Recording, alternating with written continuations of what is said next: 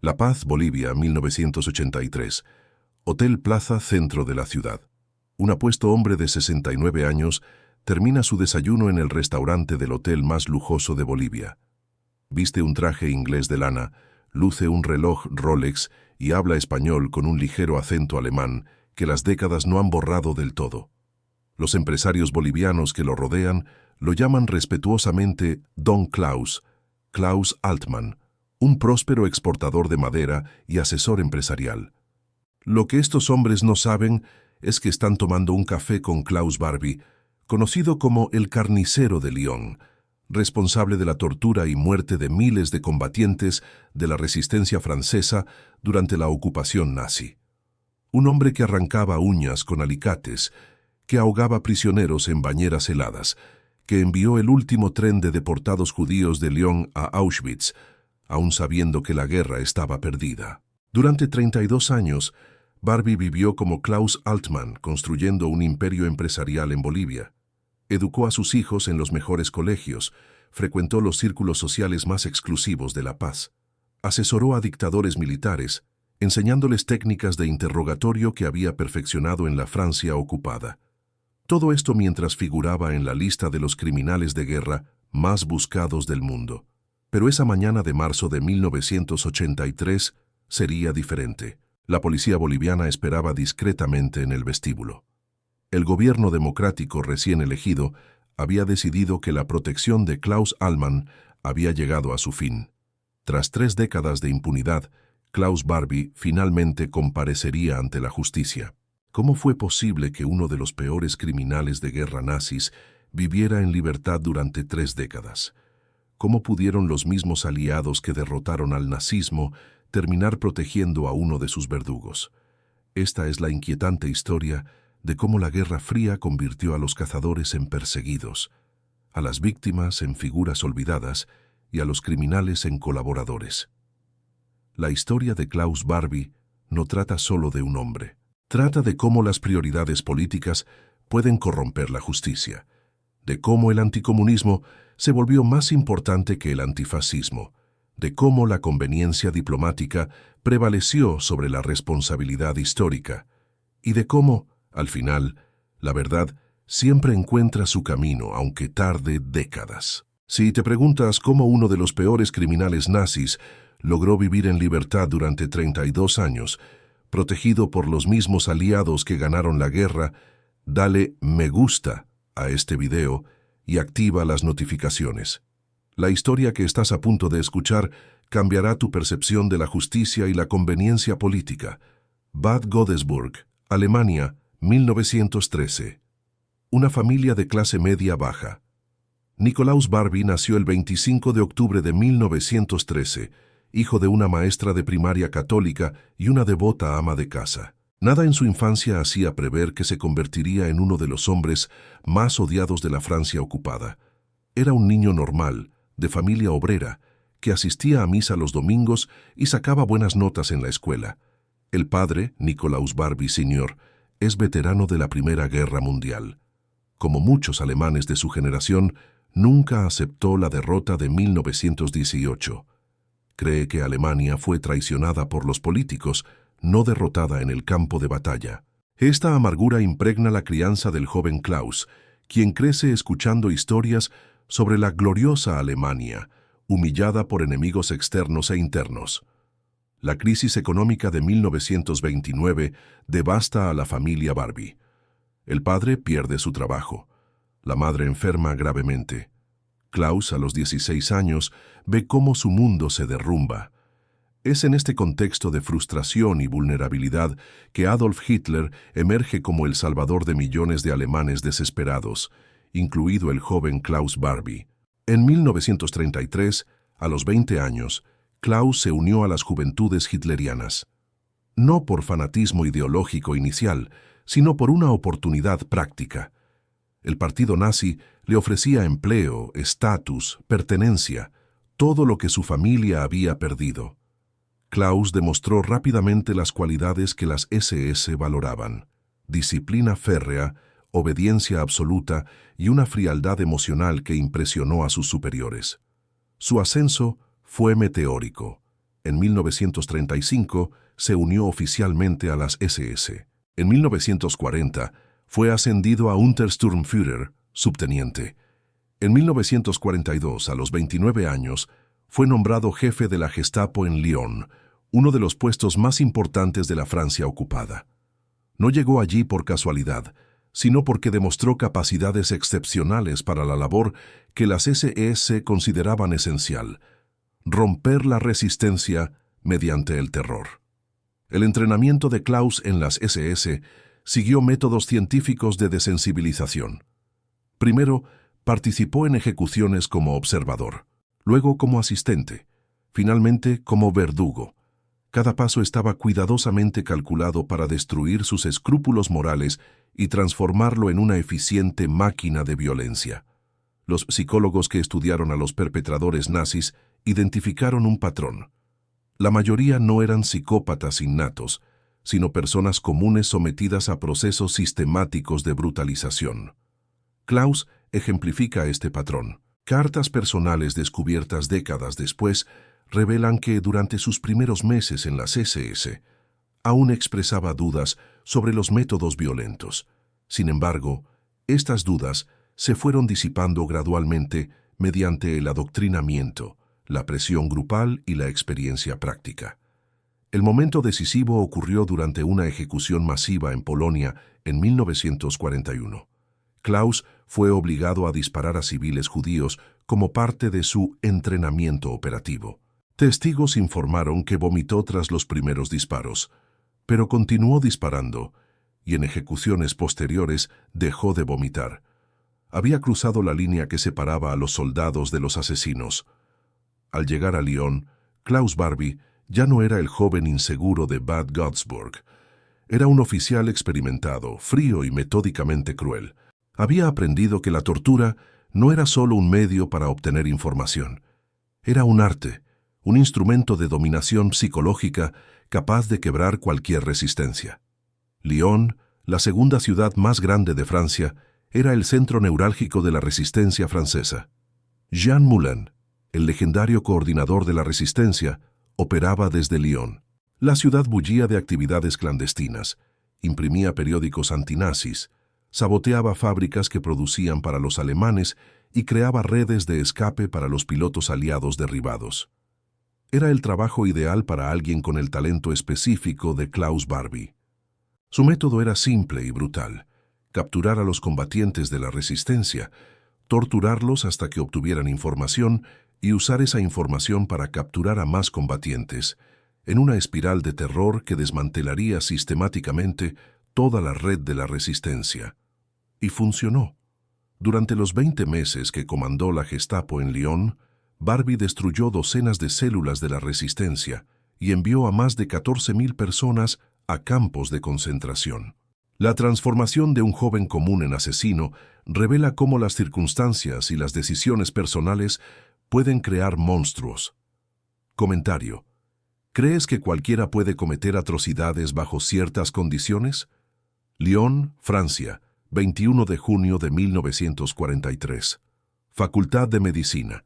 Jean Moulin, el legendario coordinador de la resistencia francesa, es llevado a la sala de interrogatorios del Hotel Terminus. Klaus Barbie, elegantemente vestido con su uniforme negro de las SS, examina al hombre que se ha convertido en la obsesión de su carrera. Moulin, incluso después de horas de tortura, mantiene la boca cerrada. Pero Barbie no tiene prisa. Ha desarrollado métodos que con el tiempo rompen cualquier resistencia. El Hotel Terminus no era solo el cuartel general de la Gestapo en Lyon. Bajo la dirección de Barbie, se convirtió en un laboratorio de horror donde se perfeccionaban sistemáticamente las técnicas de tortura. Barbie aplicaba principios casi científicos al sufrimiento humano. Cada método era probado, refinado y documentado para maximizar tanto el dolor físico como el colapso psicológico. Sus técnicas favoritas incluían los baños de hielo, sumergir a los prisioneros en tinas de agua helada hasta casi ahogarlos, luego reanimarlos y repetir el proceso. Arrancarse las uñas con alicates, empezando por los pies y subiendo gradualmente. descargas eléctricas en los genitales, quemaduras de cigarrillo en puntos específicos del cuerpo para maximizar el dolor, y siempre, siempre, la amenaza de torturar a las familias de los prisioneros. Los sobrevivientes describieron a Barbie durante los interrogatorios como un profesional despiadado. No mostraba ira ni sadismo personal.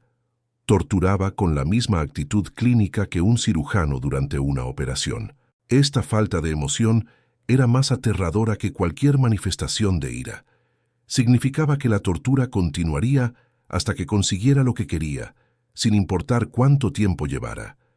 Simone Lagrange, una sobreviviente de las torturas de Barbie, recordó décadas después: lo que más me aterrorizaba no eran los instrumentos de tortura, sino su mirada, completamente vacía, como si yo no fuera humana para él, solo un problema técnico por resolver. Preguntaba por nuestros contactos con la misma voz que usaba para preguntar por un horario de tren. Barbie desarrolló un sistema psicológico particularmente cruel. Obligaba a los prisioneros a presenciar la tortura de otros opositores, especialmente de sus allegados. La mayoría de los interrogatorios se llevaban a cabo en salas contiguas, de modo que los gemidos y gritos servían como una banda sonora constante de terror. Esto no era casualidad. Era una estrategia calculada para romper la resistencia psicológica incluso antes de que comenzara la tortura física.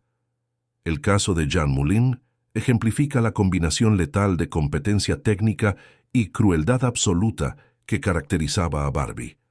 Moulin era el premio máximo, el hombre que coordinaba todas las actividades de la resistencia en Francia. Su captura fue el resultado de meses de investigación meticulosa, infiltración en redes y tortura de docenas de pequeños combatientes de la resistencia hasta dar con el objetivo principal. Durante 8 días, Barbie torturó personalmente a Moulin. Utilizó todos los métodos a su alcance, aumentando gradualmente la intensidad. Pero Moulin no habló. Murió a manos de Barbie sin revelar un solo nombre, una sola dirección, un solo plan de la resistencia. Su heroica resistencia privó a los nazis de información que podría haber destruido por completo la resistencia francesa. La muerte de Moulin enfureció a Barbie, pero también demostró los límites de sus métodos. Había gente que prefería la muerte a traicionar a sus camaradas. Este descubrimiento lo llevó a intensificar aún más sus técnicas, buscando maneras de quebrar incluso la resistencia más heroica. Comenzó a secuestrar a familiares de los combatientes de la resistencia, torturándolos delante de los principales prisioneros. Una de las operaciones más infames de Barbie fue la Operación Orfanato. En abril de 1944, descubrió que judíos franceses ocultaban niños en orfanatos rurales cerca de Lyon. Organizó una redada que resultó en la captura de 44 niños judíos de entre 4 y 17 años. Todos fueron deportados a Auschwitz. Ninguno sobrevivió. Lo que hizo de esta acción una acción particularmente cruel fue su necesidad militar. Para abril de 1944, la guerra estaba perdida. Los aliados ya habían desembarcado en Normandía. La derrota alemana era solo cuestión de tiempo, pero Barbie continuó con sus deportaciones, torturas y asesinatos, no por necesidad estratégica, sino por impulso burocrático, y posiblemente por el placer personal de ejercer un poder absoluto sobre vidas humanas. Documentos obtenidos después de la guerra revelaron que Barbie mantenía correspondencia regular con Heinrich Himmler, jefe de las SS, informándole sobre sus innovaciones en técnicas de interrogatorio. Sus cartas demuestran un orgullo profesional por los resultados obtenidos y la solicitud de más recursos para ampliar sus operaciones. No era un simple acatando órdenes, sino un entusiasta innovador en el campo de la represión. Las estadísticas oficiales francesas atribuyen a Barbie la responsabilidad directa de la muerte de 14.311 personas, combatientes de la resistencia torturados hasta la muerte, judíos deportados y civiles ejecutados en represalia. Sin embargo, estas cifras solo incluyen casos documentados. La cifra real probablemente sea mucho mayor, considerando las operaciones no registradas y los efectos indirectos de sus acciones. Los métodos sistemáticos de Barbie revelan cómo la violencia puede profesionalizarse y burocratizarse.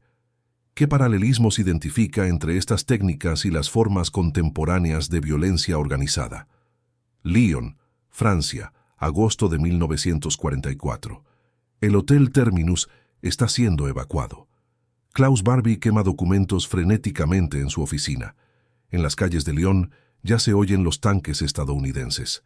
La liberación de la ciudad es cuestión de horas. Por primera vez en 3 años, Barbie siente miedo real, no por los enemigos que ha torturado, sino por la justicia que le espera. Pero Barbie no es un hombre que se deje llevar por el pánico. Durante meses, preparó meticulosamente su escape. Estableció contacto con otros oficiales de las SS. Memorizó rutas de escape a través de los Alpes. Acumuló oro, dólares estadounidenses y falsificó documentos. La misma mentalidad organizativa que había aplicado a la destrucción de la resistencia francesa, ahora trabajaba para su propia supervivencia. Su primera parada fue Alemania, donde se presentó ante el mando de las SS como especialista en actividades anticomunistas. Esta presentación no fue casualidad. Barbie se había dado cuenta de que los aliados, incluso antes del fin de la guerra, ya mostraban preocupación por la creciente influencia soviética. Se posicionó estratégicamente como alguien cuyo conocimiento de las técnicas de represión podría ser útil en el inminente conflicto. Durante los últimos meses de la guerra, Barbie operó en los Alpes austriacos, organizando redes de resistencia nazi conocidas como Werwolf, hombres lobo. Estas células clandestinas debían continuar la lucha incluso después de la rendición oficial alemana. Aunque las operaciones Werwolf fueron en gran medida ineficaces, demostraron a los estadounidenses que Barbie poseía un valioso conocimiento de las tácticas de guerrilla y la guerra psicológica. Cuando Alemania se rindió, en mayo de 1945, Barbie no se rindió de inmediato. Se ocultó durante 2 años, viviendo bajo identidades falsas en pequeños pueblos de Austria y Alemania. Durante este tiempo, estableció contacto con redes de escape organizadas por exoficiales de las SS. Pero a diferencia de otros nazis que huyeron inmediatamente a Sudamérica, Barbie tenía un plan diferente. Había comprendido algo que se les había escapado a muchos de sus camaradas. La Guerra Fría ofrecía oportunidades únicas para los exnazis con la cualificación adecuada. Los estadounidenses necesitarían expertos en técnicas de represión anticomunista. Su experiencia en Lyon, lejos de ser una desventaja, podría convertirse en un valioso activo. El momento decisivo llegó en marzo de 1947. Agentes de inteligencia estadounidenses, siguiendo pistas sobre las redes nazis restantes, localizaron a Barbie en un pequeño pueblo bávaro. Pero en lugar de arrestarlo, le hicieron una oferta sorprendente: trabajar para el Cuerpo de Contrainteligencia, CIC, el Servicio de Contrainteligencia del Ejército estadounidense. La propuesta inicial fue temporal: ayudar a identificar a otros oficiales nazis que pudieran ser útiles o peligrosos. Pero Barbie demostró rápidamente su valía. Su profundo conocimiento de la organización de las SS, sus técnicas de interrogatorio y su experiencia en la lucha contra la resistencia impresionaron a los oficiales estadounidenses. En pocos meses pasó de ser un posible prisionero a un colaborador habitual. El nombre en clave de Barbie en la operación estadounidense era Adler, Águila. Durante 4 años, de 1947 a 1951, trabajó como informante y consultor para los servicios de inteligencia estadounidenses. Su labor incluía la identificación de comunistas en territorio alemán ocupado, el interrogatorio de sospechosos de actividades antiamericanas y el entrenamiento de agentes en técnicas especiales de interrogatorio. Documentos desclasificados revelaron décadas después que los estadounidenses sabían exactamente quién era Klaus Barbie. Informes internos mencionan claramente su responsabilidad en la muerte de Jean Moulin y en las atrocidades de Lyon. Sin embargo, estos crímenes se consideraron irrelevantes en vista de su utilidad en la lucha contra el comunismo soviético. La justificación oficial fue que Barbie proporcionó información crucial sobre las redes de espionaje soviéticas. En realidad, su principal contribución fue enseñar a los estadounidenses las técnicas de interrogatorio que había desarrollado contra la resistencia francesa. Fue una macabra transferencia de conocimiento, métodos creados para destruir a los héroes de la libertad, ahora aplicados contra otros enemigos de la democracia. Durante este periodo, Barbie vivió cómodamente bajo la protección estadounidense. Recibía un salario regular, alojamiento seguro y protección contra una posible captura por parte de los franceses.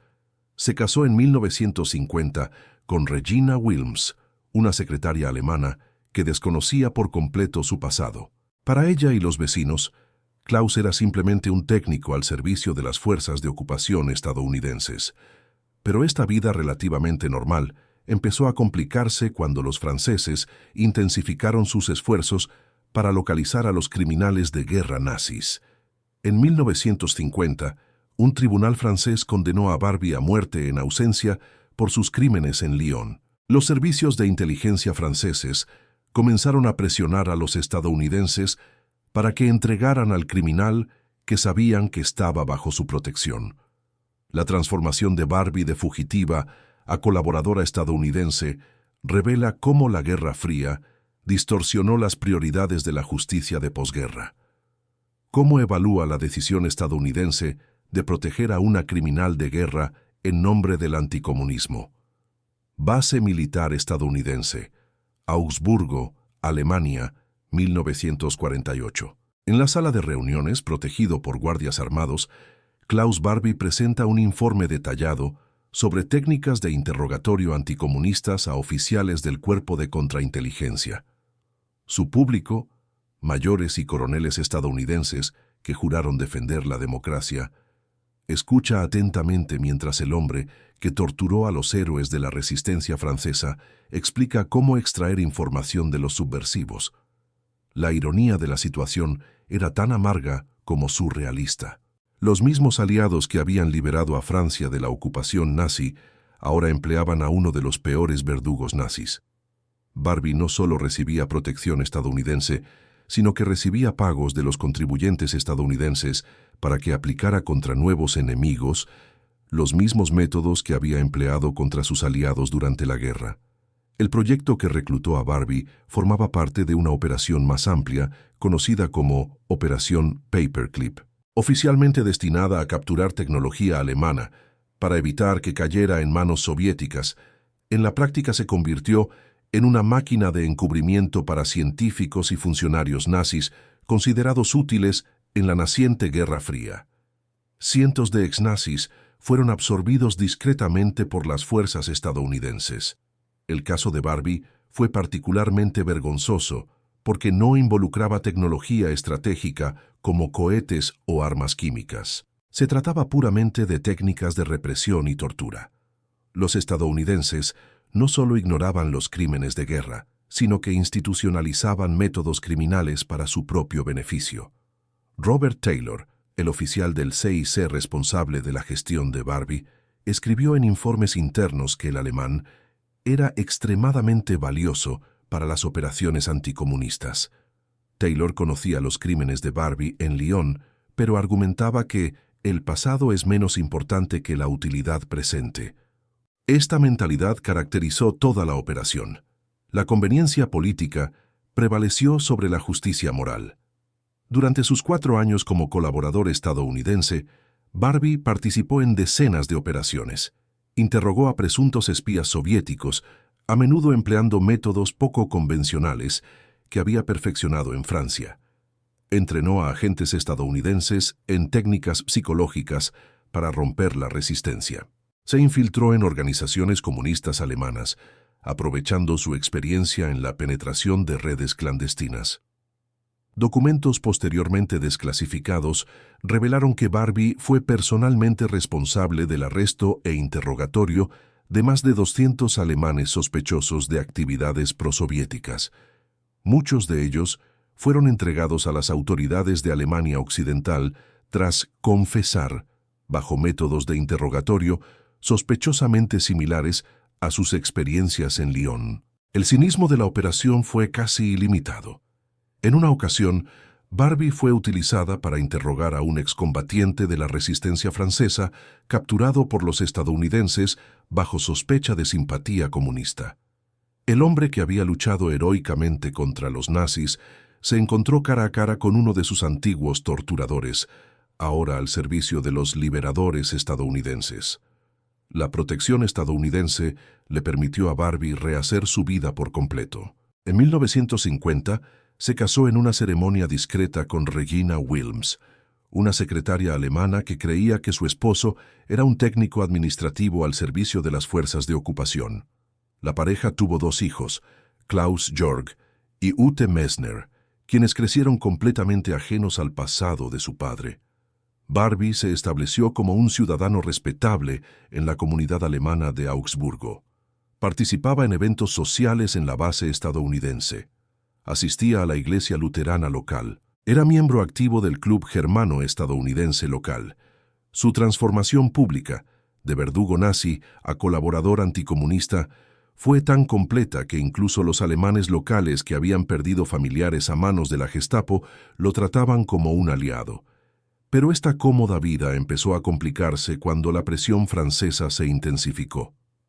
En 1950, un tribunal francés condenó a Barbie a muerte en ausencia. El gobierno francés comenzó a presionar oficialmente a Washington para que entregara al criminal, sabiendo que contaba con protección estadounidense. Documentos diplomáticos demuestran que París estaba dispuesto a provocar un incidente internacional si fuera necesario. La respuesta estadounidense fue una obra maestra de duplicidad burocrática. Oficialmente, negaron tener conocimiento alguno del paradero de Barbie. Extraoficialmente, intensificaron su protección. En lugar de entregarlo a los franceses, decidieron enviarlo lejos, muy lejos, donde pudiera seguir siendo útil sin crear problemas diplomáticos. El destino elegido fue Sudamérica, donde la CIA había establecido redes de colaboración con regímenes militares anticomunistas. Barbie no sería simplemente exiliado, sino trasladado a un entorno donde sus habilidades seguirían siendo valoradas.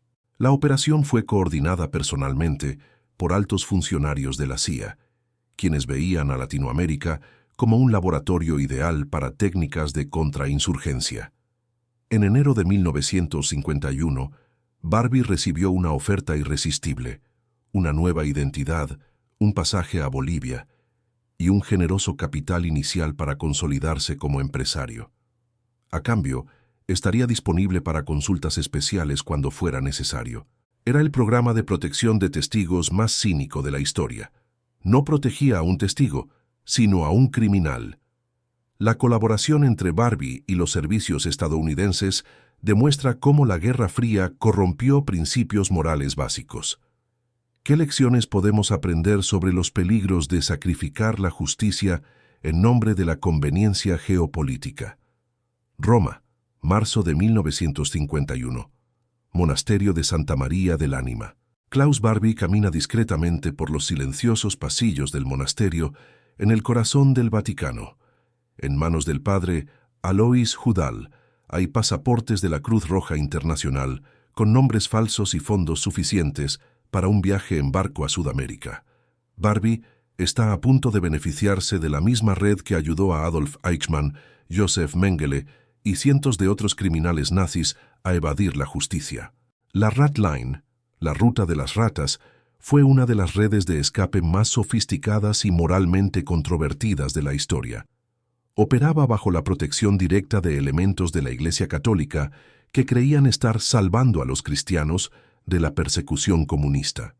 En realidad facilitaba la huida de algunos de los peores criminales de guerra de la historia.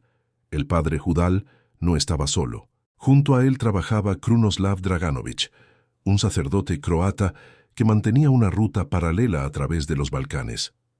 Juntos establecieron un sistema que procesaba a miles de exnazis, proporcionándoles documentos falsos, dinero y pasajes a destinos seguros en Sudamérica. La justificación oficial fue humanitaria, proteger a los refugiados cristianos de la venganza comunista.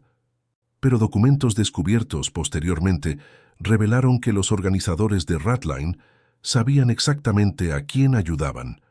Listas detalladas incluían los nombres reales, los delitos cometidos y los destinos previstos para cada refugiado. No fue ignorancia, sino complicidad deliberada. Para Barbie, la línea de la rata ofrecía más que una simple vía de escape. Le ofrecía una invaluable red de contactos internacionales para sus futuras actividades. Otros ex-nazis que habían utilizado la misma ruta se estaban consolidando como empresarios, consultores e incluso funcionarios gubernamentales en países sudamericanos. Era una hermandad internacional del crimen organizada bajo auspicios religiosos. La documentación proporcionada a Barbie era técnicamente legítima. Su pasaporte de la Cruz Roja lo identificaba como Klaus Altmann, un refugiado alemán cuyos documentos originales se habían perdido durante los bombardeos aliados. La Cruz Roja, actuando bajo mandatos humanitarios, emitió documentos de viaje a personas desplazadas sin verificar debidamente su identidad. Esta laguna en el sistema internacional fue explotada sistemáticamente por Ratline. Miles de ex-nazis recibieron pasaportes legítimos con identidades completamente falsas. La ironía era amarga. Las organizaciones humanitarias creadas para ayudar a las víctimas de la guerra facilitaban, sin saberlo, la huida de los perpetradores. El destino elegido por Barbie fue Bolivia, un país que había simpatizado con las potencias del Eje durante la guerra y que ahora buscaba modernizar su economía mediante la inmigración europea. El gobierno boliviano, liderado por sucesivos regímenes militares, no solo toleraba a los ex-nazis, sino que los reclutaba activamente como consultores técnicos y de seguridad. El viaje de Roma a Sudamérica duró 3 semanas. Barbie viajó en tren a Génova, luego en barco a Buenos Aires y finalmente por tierra a La Paz. Durante el trayecto, utilizó documentos que lo identificaban como técnico especializado en procesamiento de madera, una ocupación convenientemente vaga que explicaría su futura prosperidad empresarial en Bolivia. Al llegar a La Paz en abril de 1951, Klaus Altmann fue recibido por representantes de la comunidad alemana local. Esta comunidad, establecida décadas antes por inmigrantes legítimos, había sido infiltrada por docenas de ex-nazis que utilizaban la misma ruta. Era una red ya establecida que facilitaba la integración de los nuevos refugiados sin hacer preguntas incómodas sobre su pasado. La elección de Bolivia no fue casual. El país ofrecía ventajas únicas a los ex-nazis: la ausencia de tratados de extradición con países europeos, gobiernos militares solidarios, una economía en desarrollo que valoraba la experiencia técnica europea y una ubicación geográfica que dificultaba las investigaciones internacionales. Era el refugio perfecto para quienes necesitaban desaparecer por completo. Barbie se instaló inicialmente en un modesto apartamento en La Paz, pero rápidamente comenzó a forjar su nueva identidad como empresario. Gracias a los contactos que estableció a través de su red de antiguos nazis, obtuvo licencias para exportar madera y minerales. Su experiencia organizativa, adquirida durante años gestionando operaciones complejas para la Gestapo, resultó perfectamente transferible al mundo empresarial. En 2 años, Klaus Altmann fue reconocido como uno de los empresarios alemanes más prósperos de La Paz. Sus negocios de exportación generaron ganancias sustanciales, lo que le permitió comprar propiedades, educar a sus hijos en escuelas privadas y frecuentar los círculos sociales más exclusivos de la capital boliviana. Fue una reinvención completa, de criminal de guerra a próspero empresario. Pero la transformación no fue meramente superficial. Documentos descubiertos posteriormente revelaron que Barbie mantenía contacto regular con otros ex-nazis dispersos por Sudamérica. Esta red tenía fines prácticos: intercambiar información sobre investigaciones internacionales, asistencia mutua en negocios y, ocasionalmente, colaborar en actividades menos legítimas. El medio de comunicación vaticano, Ratline, demuestra cómo instituciones respetadas pueden ser manipuladas con fines criminales. ¿Cómo evalúa la responsabilidad moral de la Iglesia Católica en la fuga de los criminales de guerra nazis? La Paz, Bolivia, 1965. Country Club, La Paz. Klaus Altmann se ajusta el smoking y consulta su reloj Rolex antes de entrar al salón principal para la fiesta anual de la Cámara de Comercio Alemana Boliviana. Como presidente de la organización, es una de las figuras más respetadas del empresariado paceño. Los invitados, ministros bolivianos, embajadores europeos y empresarios internacionales, lo reciben con el cariño propio de un pilar de la sociedad. Lo que ninguno de los presentes sabe es que están celebrando con Klaus Barbie, el carnicero de Lyon, responsable de la tortura y muerte de miles de franceses durante la ocupación nazi. En 14 años en Bolivia, Barbie construyó no solo una nueva identidad, sino un imperio empresarial que lo colocó entre los hombres más influyentes del país. La transformación de Barbie en Klaus Altmann fue una obra maestra de reinvención personal. Empezó comprando un pequeño aserradero en las afueras de La Paz, utilizando fondos estadounidenses como capital inicial. Pero su verdadera experiencia no residía en la madera, sino en la organización, la logística y la capacidad de establecer redes de influencia, habilidades que había desarrollado al mando de la Gestapo en Lyon. En 5 años, Transmarítima Boliviana, la empresa de Altmann, se había convertido en uno de los mayores exportadores de madera de Bolivia. Pero la madera era solo el comienzo. Poco a poco se expandió a la minería, la importación de maquinaria alemana y la consultoría para empresas europeas interesadas en el mercado boliviano. Era el hombre de negocios perfecto, eficiente, discreto y con excelentes contactos. Su ascenso social fue igualmente meteórico. En 1955 fue elegido presidente de la Cámara de Comercio Alemana Boliviana. En 1960 se convirtió en asesor informal del Ministerio de Desarrollo Económico. Para 1965 era una de las voces más respetadas en el mundo empresarial boliviano. Klaus Altmann ejemplificó el sueño americano en su versión sudamericana. Pero sus actividades tenían aspectos más oscuros. Documentos descubiertos posteriormente revelaron que Altmann mantenía estrechos vínculos con sucesivos regímenes militares bolivianos, ofreciendo servicios de consultoría que trascendían con creces los negocios. Su experiencia en técnicas de interrogatorio y contrainteligencia, desarrollada durante sus años en la Gestapo, le granjeó nuevos clientes en las fuerzas de seguridad bolivianas. Durante la década de 1960, Bolivia enfrentó insurgencias de izquierda inspiradas en la Revolución cubana. El más famoso de estos movimientos fue liderado por el Che Guevara, quien intentó establecer una base guerrillera en el país en 1967. Las fuerzas del gobierno boliviano, entrenadas por la CIA estadounidense, recurrieron a consultores especiales para las operaciones de contrainsurgencia. Klaus Altmann fue uno de estos consultores. Su participación en la casa del Che Guevara sigue siendo uno de los capítulos más controvertidos de su carrera en Bolivia.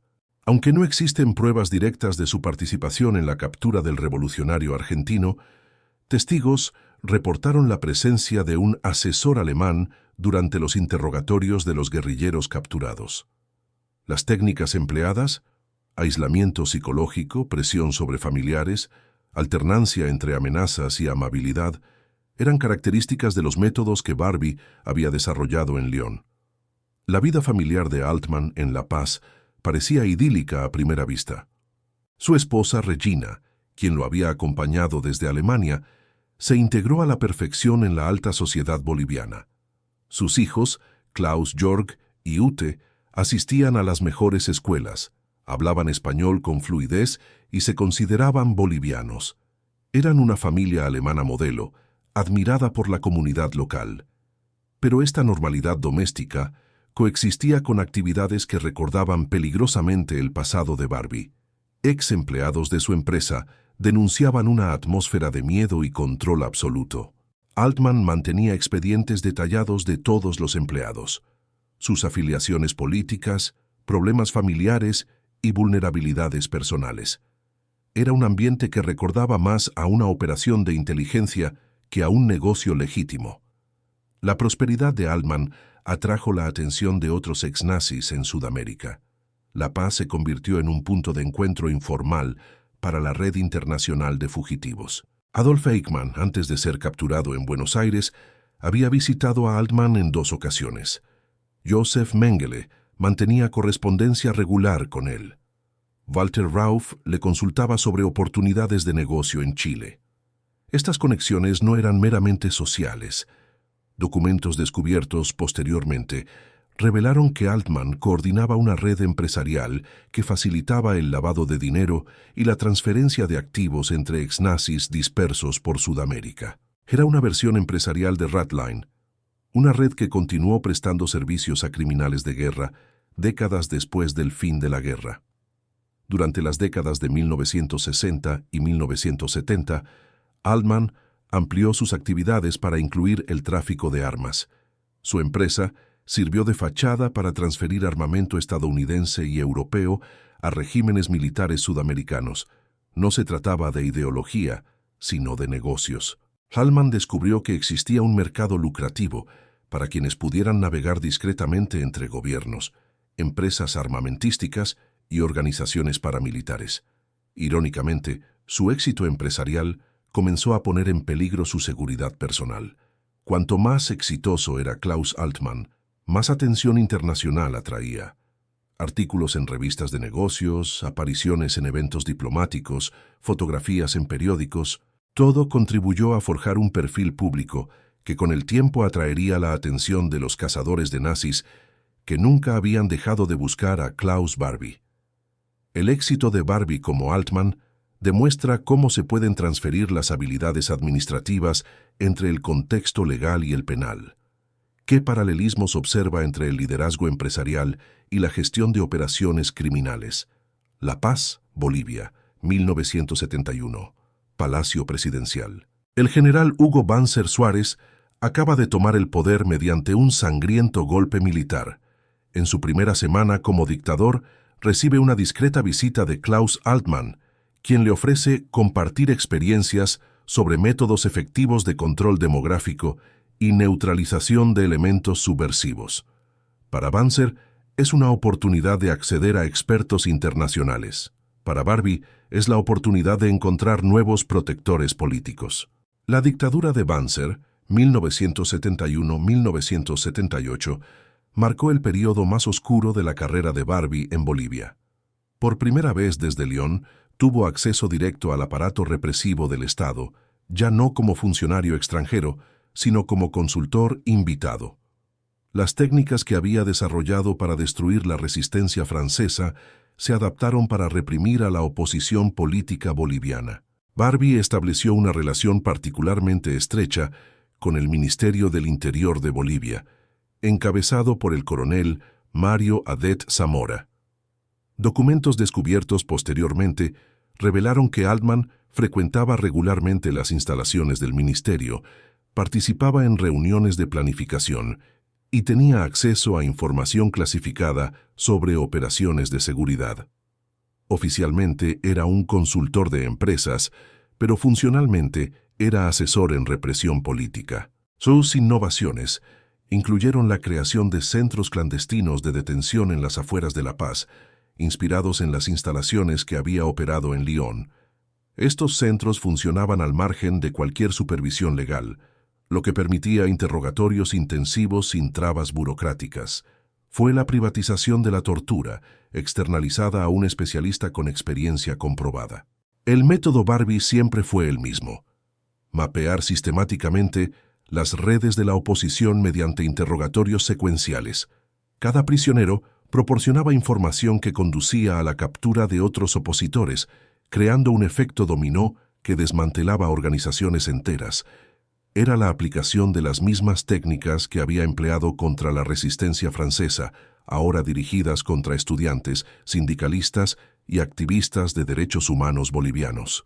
Testigos que sobrevivieron al período Banzer informaron de la presencia de un consultor alemán durante las sesiones de tortura. Sus técnicas eran distintivas, una combinación de violencia física calculada con sofisticada presión psicológica. No torturaba por sadismo, sino por eficiencia, Cada acción estaba diseñada para maximizar la probabilidad de obtener información útil. A partir de 1973, Barbie amplió sus actividades para incluir operaciones internacionales. El régimen de Banzer mantuvo estrechos vínculos con otras dictaduras sudamericanas: el Chile de Pinochet, la Argentina de la Junta Militar y el Uruguay de Bordaberry. Barbie sirvió de enlace informal entre estos regímenes, compartiendo técnicas y coordinando operaciones transfronterizas contra la subversión. Esta cooperación culminó en la creación de la Operación Cóndor, una red de inteligencia que permitió a las dictaduras sudamericanas perseguir a sus oponentes políticos más allá de sus fronteras. Barbie no fue el creador de la Operación Cóndor, pero fue uno de sus principales asesores técnicos, aportando métodos para identificar, capturar e interrogar a refugiados políticos. Documentos desclasificados de la CIA revelaron que los estadounidenses estaban plenamente al tanto de las actividades de Barbie durante el periodo de Banzer. En lugar de intervenir, consideraron sus operaciones útiles para combatir la influencia comunista en Sudamérica. Era una continuación de la misma política que había protegido a Barbie en Alemania. Los fines anticomunistas justificaban cualquier medio, por brutal que fuera. La dictadura de Banzer también brindó a Barbie oportunidades económicas sin precedentes. Como asesor privilegiado del régimen, tuvo acceso temprano a información sobre concesiones mineras, contratos gubernamentales y cambios en la política económica. Sus empresas prosperaron gracias a una combinación de auténtica competencia e información privilegiada. Durante este periodo, Altman diversificó sus negocios para incluir la exploración de gas natural, la importación de tecnología militar y la consultoría para empresas multinacionales interesadas en el mercado boliviano. Su reputación como el hombre que logró grandes cosas en Bolivia atrajo a clientes de toda Sudamérica y Europa. Pero la proximidad al régimen también conllevaba riesgos. Cuanto más visible se volvía Klaus Altman, mayor era la probabilidad de que Klaus Barbie fuera descubierto. Durante la década de 1970, cazadores de nazis como Simon Wiesenthal intensificaron sus investigaciones sobre exnazis en Sudamérica. El creciente perfil público de Altman comenzó a atraer atención no deseada. En 1972, el periodista alemán Ladislas Kuna publicó un artículo que sugería que Klaus Altman, un próspero empresario boliviano, era en realidad Klaus Barbie, un criminal de guerra nazi. Aunque el artículo no tuvo un impacto inmediato, marcó el principio del fin de la época dorada de Barbie en Bolivia. La identidad que había protegido durante 2 décadas comenzaba a desmoronarse. La caída de Banzer en 1978 eliminó al principal protector político de Barbie en Bolivia. Los sucesivos regímenes democráticos fueron menos tolerantes con los consultores de dudosa reputación. Gradualmente, Altman comenzó a perder acceso a los círculos gubernamentales que habían apoyado sus actividades durante casi una década. La colaboración entre Barbie y las dictaduras sudamericanas demuestra cómo el conocimiento criminal puede ser exportado y adaptado a nuevos contextos. ¿Qué responsabilidad tienen los países que albergaron a antiguos nazis por sus actividades posteriores? París, Francia, 1972. Oficina de Serge Klarsfeld. Serge Klarsfeld, abogado y cazador de nazis, examina una fotografía borrosa enviada por un contacto en Bolivia. La imagen muestra a un hombre elegante en un evento social en La Paz, identificado en el pie de foto como Klaus Altman, próspero empresario alemán. Pero Klarsfeld, cuyo padre fue deportado a Auschwitz, reconoce algo familiar en el rostro: la estructura ósea, la postura, la sonrisa segura. Podría ser Klaus Barbie, el carnicero de Lyon. La búsqueda de Barbie había durado casi 3 décadas. Desde 1945, investigadores franceses habían seguido pistas falsas por Europa y Sudamérica. Algunos creían que había muerto durante el bombardeo de Berlín. Otros sospechaban que vivía escondido en Argentina. Nadie había considerado seriamente Bolivia hasta ahora. Klarsfeld no estaba solo en su obsesión. Beate Kunzel, periodista alemana que más tarde se convertiría en su esposa y compañera de investigación, había dedicado años a documentar los crímenes nazis. Juntos formaban un equipo formidable, él con conocimientos jurídicos, ella con instinto periodístico, ambos impulsados por una determinación inquebrantable de que se hiciera justicia. La primera pista concreta llegó a través del periodista alemán Ladislas Kuna. Durante un viaje a Bolivia para investigar las comunidades alemanas en Sudamérica, Kuna fotografió a Klaus Altmann durante un evento de la Cámara de Comercio Alemana Boliviana. Algo en el hombre lo intrigó, una combinación de arrogancia natural y excesiva cautela que sugería un pasado complejo. Kuna inició una investigación discreta sobre Altmann. Descubrió que éste había llegado a Bolivia en 1951, aproximadamente al mismo tiempo que muchos ex-nazis huyeron a Sudamérica. Su ascenso empresarial fue demasiado meteórico para alguien sin conexiones, ni un capital inicial significativo. Y corrían rumores persistentes sobre sus servicios de consultoría para regímenes militares bolivianos. La conexión definitiva se estableció mediante análisis grafológico. Klarsfeld obtuvo documentos firmados por Klaus Altmann en transacciones comerciales bolivianas. Comparó la escritura con documentos oficiales firmados por Klaus Barbie durante su estancia en Lyon. La correspondencia era incuestionable. Incluso décadas después, los patrones únicos de la escritura permanecieron inalterados. En 1973, Klarsfeld publicó sus hallazgos en el libro Le Dossier Barbie. El trabajo presentó pruebas contundentes de que Klaus Altmann era Klaus Barbie, incluyendo fotografías comparativas, análisis de documentos y testimonios de sobrevivientes que confirmaban la identificación. Era un caso legal ya consolidado, que solo esperaba la cooperación de las autoridades bolivianas. La reacción inicial de Barbie fue de negación total. En entrevistas concedidas a la prensa boliviana, Altmann afirmó ser víctima de un error de identidad perpetrado por cazadores de nazis obsesionados. Presentó documentos que comprobaban su identidad como refugiado austriaco que había llegado a Bolivia huyendo del comunismo soviético. Pero la negación se volvió insostenible cuando llegaron nuevos investigadores a Bolivia. En 1974, un equipo francés dirigido por el fiscal Christian Ries viajó a La Paz con una orden de extradición. Sobrevivientes de Lyon, ya de edad avanzada, viajaron para identificar personalmente al hombre que los había torturado décadas atrás.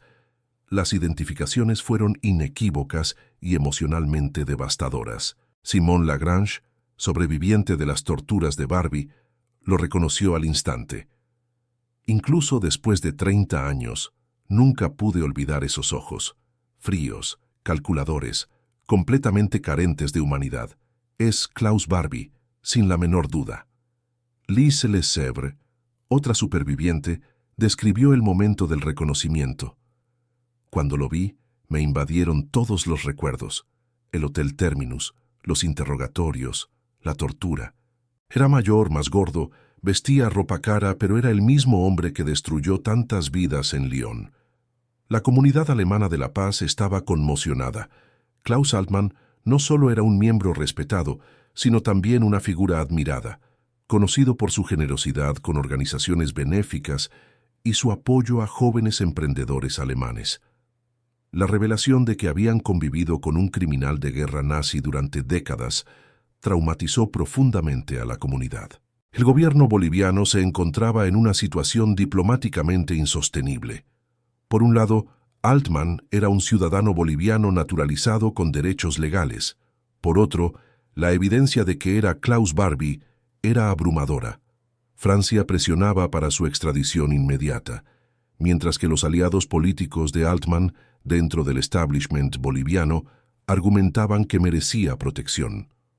La estrategia de defensa de Barbie fue legalmente sofisticada. Sus abogados argumentaron que Klaus Altmann se había convertido en ciudadano boliviano de buena fe, sin tener conocimiento de los cargos contra otro hombre llamado Klaus Barbie.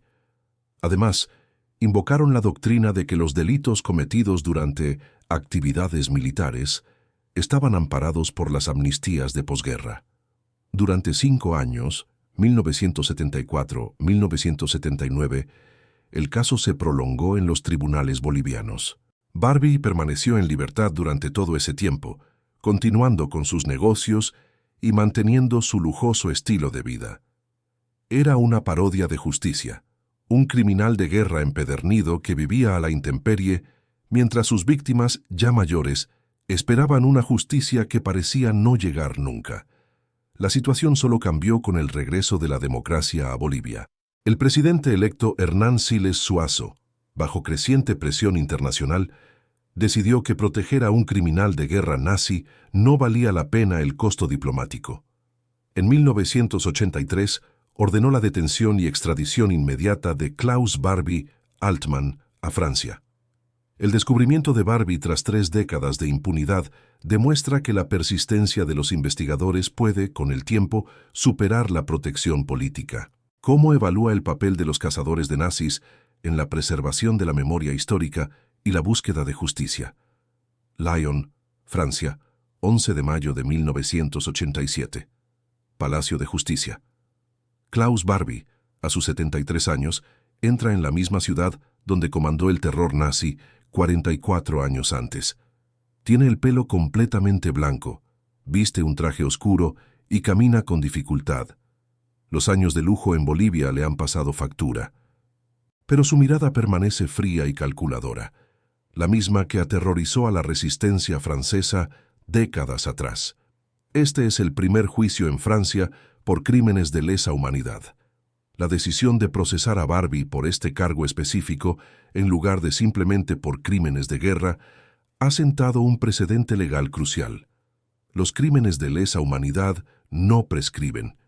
No importa cuántas décadas hayan pasado, no importa dónde se esconda el criminal, la justicia puede y debe buscarse. El juicio duró 2 meses y se transmitió en directo a nivel mundial. Por primera vez, una audiencia global presenció cómo un exoficial nazi era confrontado sistemáticamente con sus víctimas, los documentos de sus crímenes y las pruebas de décadas de impunidad. Fue a la vez un reconocimiento histórico y una lección educativa sobre los horrores del nazismo. Más de 100 sobrevivientes testificaron contra Barbie. Muchos tenían más de 80 años y realizaban su último viaje para asegurar que la verdad se registrara oficialmente. Sus testimonios fueron devastadores, no solo por los detalles de los crímenes descritos, sino también por la dignidad y precisión con la que las mujeres y los hombres mayores recordaron los peores momentos de sus vidas. Simone Lagrange, que ahora tenía 64 años, describió su tortura en 1943. Barbie me preguntó dónde estaba mi jefe en la resistencia. Cuando me negué a responder, él mismo me arrancó las uñas con unas pinzas. Luego me sumergió en una bañera con agua helada hasta que casi me ahogo. Repitió el proceso durante horas. Tenía 17 años.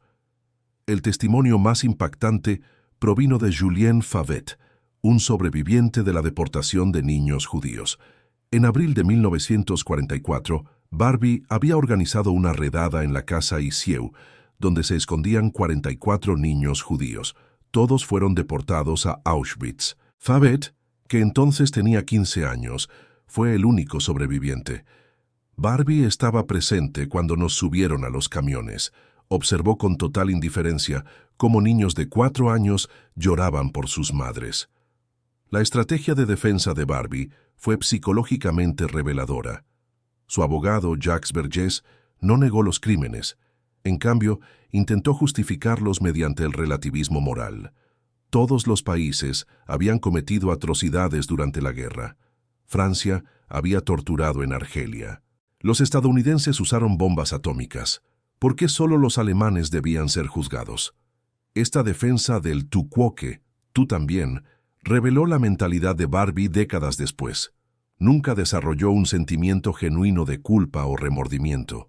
Para él, los crímenes de Lyon eran simplemente parte de un conflicto mayor en el que todas las partes violaron las normas civilizadas.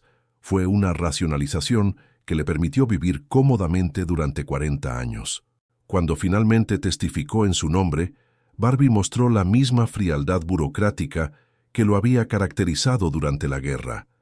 Describió sus acciones como necesarias para mantener el orden en el territorio ocupado. Se refirió a los combatientes de la resistencia como terroristas y a los niños deportados como casos especiales que requerían reubicación.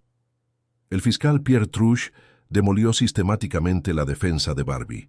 Presentó documentos que demostraban su entusiasta participación, no solo su obediencia reticente, en las atrocidades. Mostró cartas donde Barbie se jactaba de sus éxitos ante sus superiores en Berlín. Demostró que muchas de sus acciones excedían en crueldad las órdenes recibidas. Truche también confrontó a Barbie con su vida de posguerra. Si simplemente eras un soldado que cumplía órdenes, ¿cómo explicas 40 años de huida y negación? ¿Cómo explicas tu participación en dictaduras sudamericanas?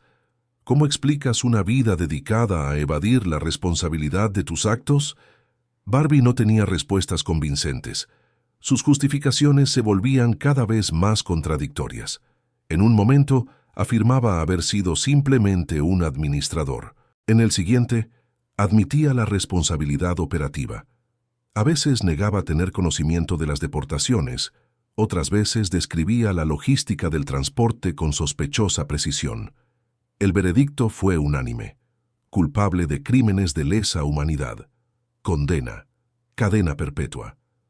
Barbie, a sus 73 años, pasaría sus últimos años en la prisión de Lyon, la misma ciudad donde había aterrorizado a miles de personas décadas atrás. Fue una justicia tardía, pero definitiva. Barbie murió en prisión en 1991, a los 77 años, a causa de leucemia. Hasta el final, sostuvo que había sido un soldado que cumplía con su deber. Nunca expresó remordimiento por las víctimas. Nunca se disculpó con los sobrevivientes. Murió como había vivido, sin aceptar la responsabilidad moral por los horrores que había perpetrado. Su juicio, sin embargo, sentó precedentes jurídicos y morales cruciales. Demostró que los crímenes de lesa humanidad pueden ser procesados décadas después. Demostró que la edad avanzada no justifica la impunidad. Demostró que la justicia, incluso con demora, tiene valor tanto para las víctimas como para la sociedad. El caso Barbie también expuso la vergonzosa complicidad estadounidense en la protección de criminales nazis durante la Guerra Fría. Documentos presentados durante el juicio revelaron que las agencias estadounidenses sabían exactamente quién era Barbie y lo protegieron a sabiendas por motivos anticomunistas. Esta revelación obligó a reevaluar las políticas estadounidenses de posguerra. Para los sobrevivientes, el juicio les brindó algo más valioso que la venganza: una validación. Durante décadas, muchos habían sido cuestionados por sus relatos de los horrores nazis. Quienes negaban el Holocausto sugirieron que exageraban o inventaban el sufrimiento. El juicio de Barbie confirmó oficialmente que sus testimonios eran precisos, sus recuerdos válidos y su sufrimiento real. El legado de Klaus Barbie sigue siendo una advertencia sobre la capacidad de la humanidad para el mal y la importancia de nunca bajar la guardia ante el autoritarismo, el racismo y la deshumanización. Su vida demuestra que quienes cometen atrocidades pueden parecer personas normales, prósperas, respetables e integradas en la sociedad. El mal no siempre tiene cuernos y cola.